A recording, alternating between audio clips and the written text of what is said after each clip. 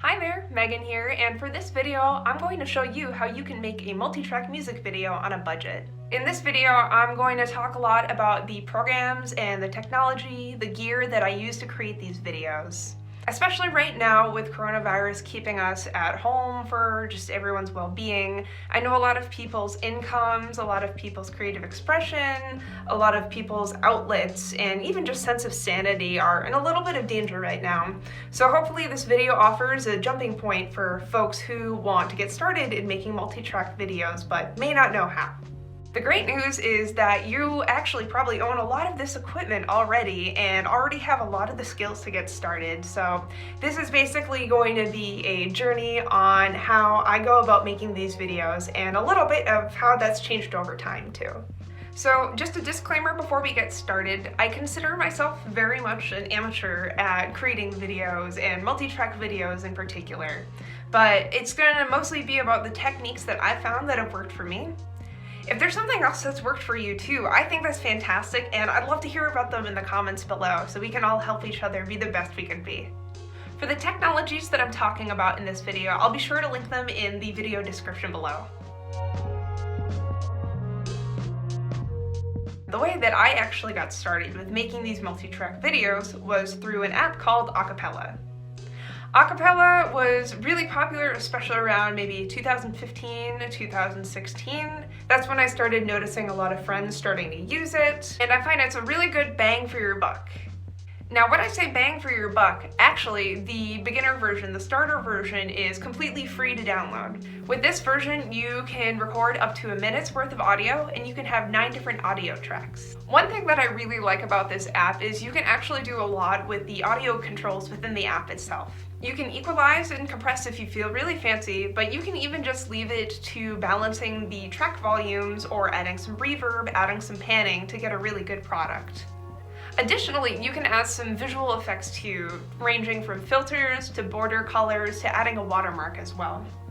Most of the time I've found as a woodwind player, the phone microphone and my headphone microphone works pretty well for this, but you have the option to hook in external microphones as well. For a free app, you can get some really good results on this. One of the favorite videos I've seen with someone using this Acapella app is actually one from my good friend Ed Jacobs.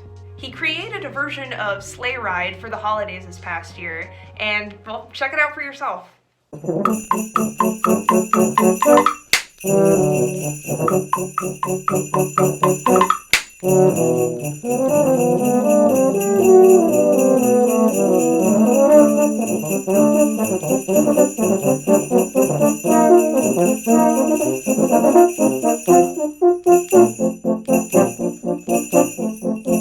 This video is an example of the type of quality you can get if you use an external mic within the app.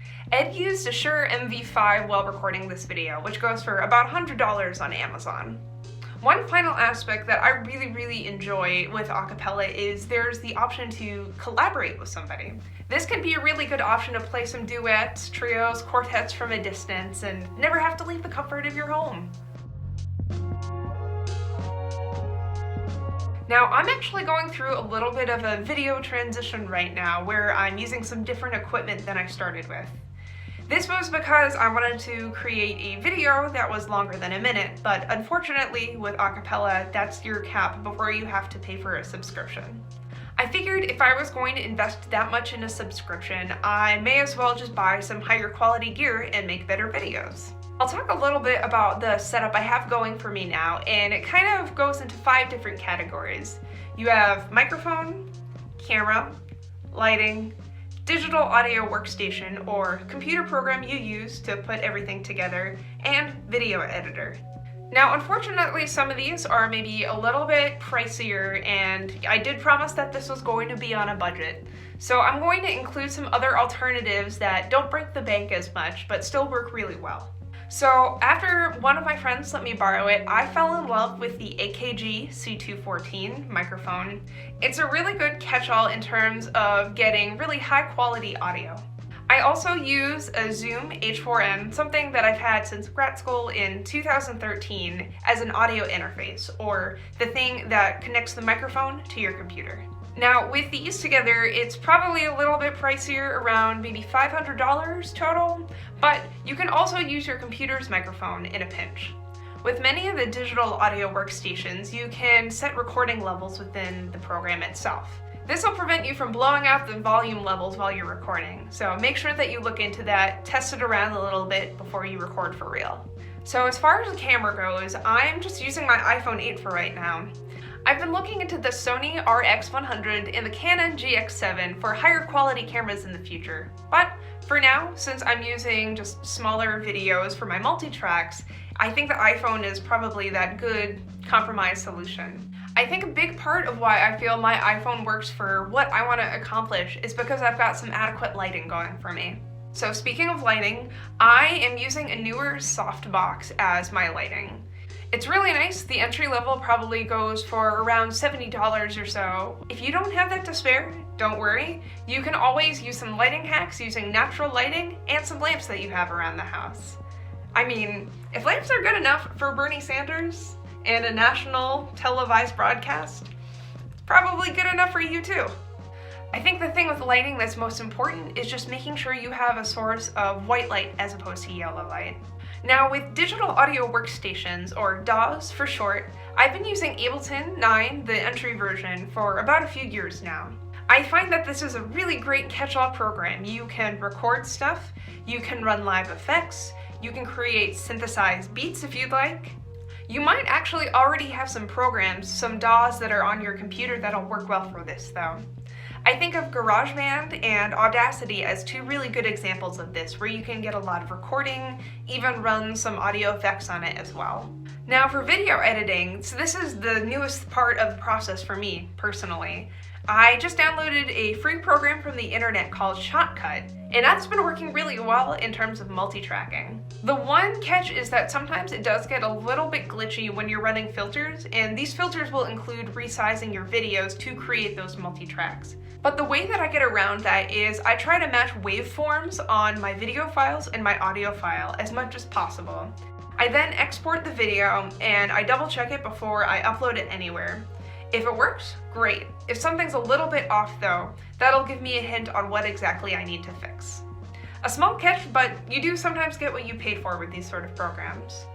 Sometimes I will use iMovie in order to do some fine-tuning, some tweaking on the videos, but you won't be able to do multi-track videos from there alone.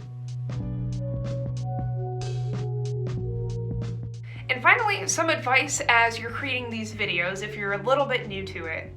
I find the way that I'm able to create the most polished tracks is to use a headphone and a click track. Now the good news is with a lot of these DAWs, and even within Acapella too, you're able to use a metronome as you play.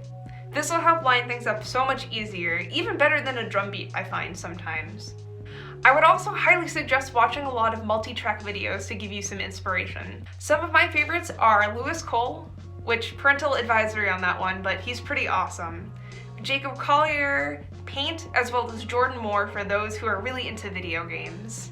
And finally, I would say don't get too hung up on your mistakes when you first get started. When you first start creating these videos, it's going to be probably a pretty big learning curve, but don't get discouraged. With anything, you're going to get a lot better with practice, and once you learn from the things that you could be doing better, you're going to get so much better than where you first started.